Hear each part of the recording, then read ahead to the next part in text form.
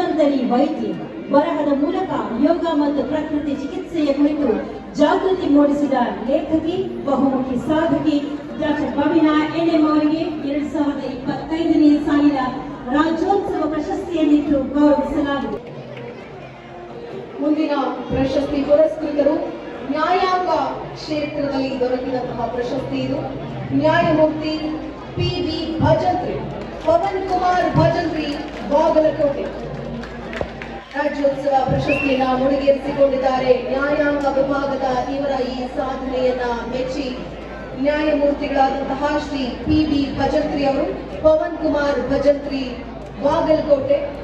ಪಾಟ್ನಾ ಹೈಕೋರ್ಟಿನ ಮುಖ್ಯ ನ್ಯಾಯಮೂರ್ತಿಯಾಗಿ ಸೇವೆ ಸಲ್ಲಿಸಿ ಈಚೆಗಷ್ಟೇ ನಿವೃತ್ತರಾಗಿರುವ ನ್ಯಾಯಮೂರ್ತಿ ಶ್ರೀ ಪವನ ಕುಮಾರ್ ಭೀಮಪ್ಪ ಭಜಂತ್ರಿ ನ್ಯಾಯಾಂಗಕ್ಕೆ ಸಲ್ಲಿಸಿರುವ ಸೇವೆ ಅನುಪಮವಾದದ್ದು.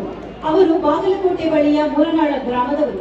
ಹಳ್ಳಿಯ 5 ಮತ್ತು 7 ಅಂಕಣಗಳ ಪಡಸಾಲೆಗಳು, ತೊಲೆ, ಹೋದಿಗೆ, ತೋರಣ ಹೀಗೆ ಹಲವಾರು ಕಲಾ ವಿನ್ಯಾಸಗಳನ್ನ, ಕಲಾಕೃತಿಗಳನ್ನ ಕೆತ್ತನೆ ಮಾಡುವುದರಲ್ಲಿ ಪರಿಣಿತರು ಶ್ರೀ ಬಸಣ್ಣ ಮೋನಪ್ಪ ಬಡಿಗೇರ್ ಅವರಿಗೆ 2025ನೇ ಸಾಲಿನ ರಾಜ್ಯೋತ್ಸವ ಪ್ರಶಸ್ತಿಯನ್ನ ಕೊಟ್ಟು ಗೌರವಿಸಲಾಗುತ್ತಿದೆ.